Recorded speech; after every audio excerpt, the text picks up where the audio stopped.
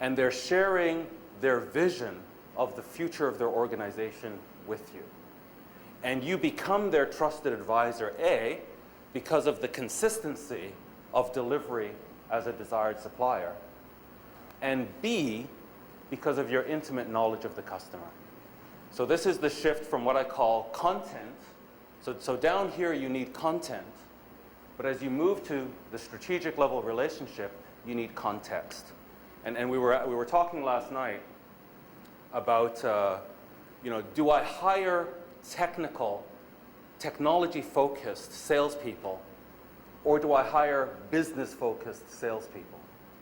And the answer is, if you want to stay down as a supplier, then you need technical salespeople. You need people who are experts in your content. If you want to build a strategic relationship with your customer, you need business people as salespeople who utilize technical resources as part of the equation. But my experience is that technical resources have difficulty operating at these strategic levels because they're so filled with content. That's all they want to talk about. And they have difficulty diving into context. The highest level of relationship is the strategic alliance. This is where you have created so much compelling value for your customer that they're willing to enter a formal relationship with your firm. And that means they may entirely outsource whatever it is you do. They're going to get out of that business altogether and completely hand over the reins to your business and work with you as a partner. So these are the levels, and it really is a dance with your sales team where, as a stranger, what matters most when you're a stranger is your brand. So the company's image matters most. When you're a supplier, or to become a supplier, what matters most is the individual. The salesperson sitting across from me. Do I know him or her? Do I trust them? Do I feel comfortable with them? The individual. Desired supplier, it's the company. The company has to deliver consistently for you to be a desired supplier. Trusted advisor is the individual. Don is my trusted advisor. I don't call your company, I call Don, and I want to talk to Don. And you guys know in your round tables the kind of intimate discussion that takes place with a trusted advisor. I'm not going to do that with anybody, I'm going to do that with Don. Strategic ally is the company. So it's company, individual, company, individual, company. The enterprise life cycle. This is now the company, looking at the company and how it matures.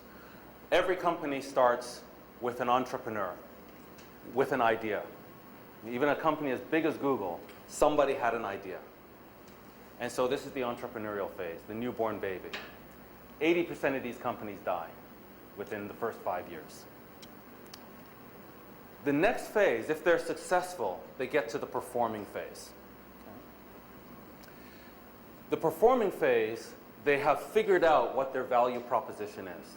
And people are buying it and paying them for it. In the entrepreneurial phase, these companies die from starvation.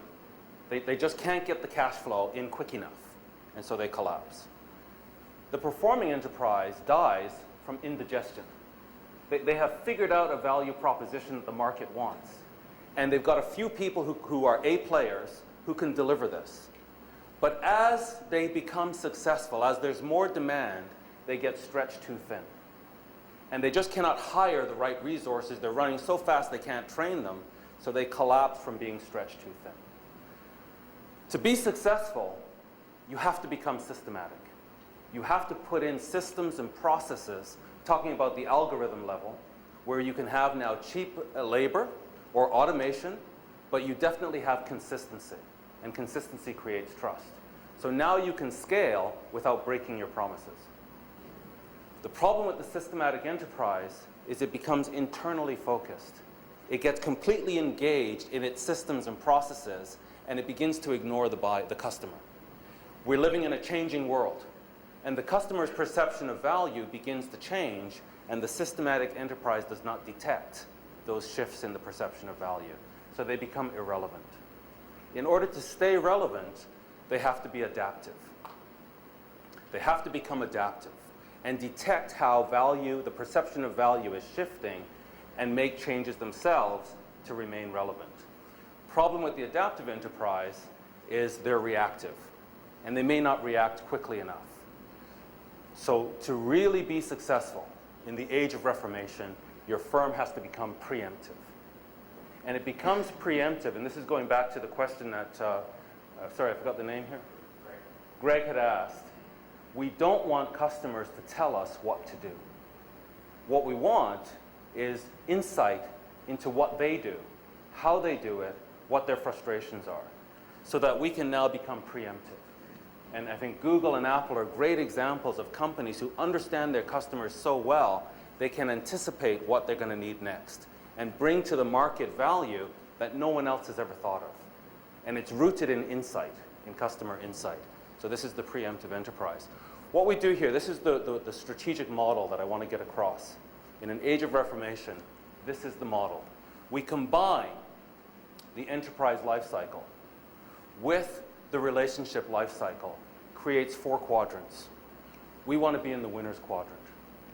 The winner's quadrant says this: we have a sales engine that consistently picks right fit customers. The problem with the entrepreneurial enterprise is it is so starved for cash that anybody with a wallet will do. You're going to pay me, you're a customer. And we will do anything for that money just to stay alive. So the entrepreneurial firm begins to have a customer base that is completely illogical. It doesn't make any sense whatsoever. And it's impossible to please the customer base because they're all over the place. The preemptive enterprise is very different. It has figured out what an ideal customer looks like and what right fit customers are. And it only invests in right fit customers. And that's how it creates value. And it then broadcasts that value to everybody else. And they can decide if that value is compelling to them. So it really is a partnership with their customers.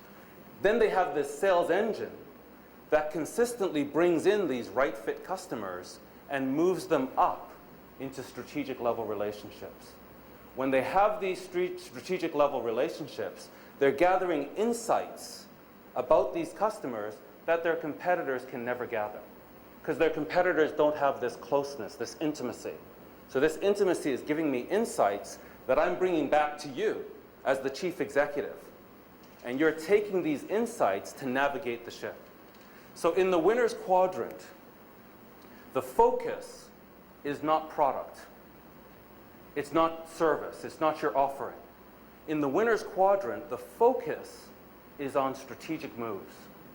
Constantly making the right strategic moves. And these are not bets. We're not guessing. We're collaborating with our best customers, and they're sharing with us insights that make us know, wow, if I bring this to this organization, they're going to pay me for it, because I understand the value in their economic equation.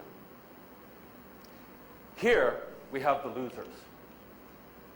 We have an expensive cost model, and we have customers who don't want to pay us. They resent our profitability.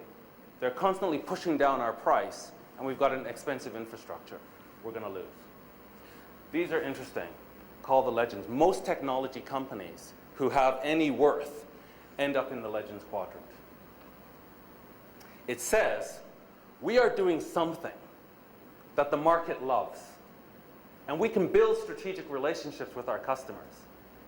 But we have built our company around our technology. And when the market changes and that technology becomes irrelevant, we don't know where to go. And so it's going to be remember those days, remember when, and we become a legend. We become a story of the past. The next quadrant I call the myths. These are large corporations with deep pockets that have what I call captured customers. They have fenced in their customers. And what they don't realize is their customers hate them. Their customers would love to leave. There's just no other choice. And I'll use my telco provider as an example. I don't particularly like my telco provider, but I don't have a choice because they'll come out with these cool gadgets, and because I want the gadget, I'll agree to sign on for 3 years, and then I'm locked in for 3 years. If it was month to month, I don't know if I would be with my telco provider. I'd probably be with somebody else. So we really don't know the true value that that provider is creating. They've created a fence around themselves. So these I call the myths. We want to be in the winner's quadrant. This is the quadrant of deception. Nobody will speak truth to power.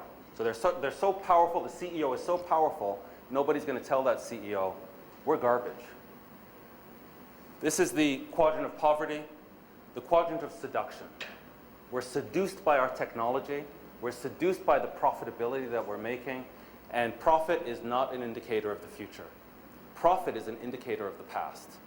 Profit says you did something last quarter or last year that was meaningful.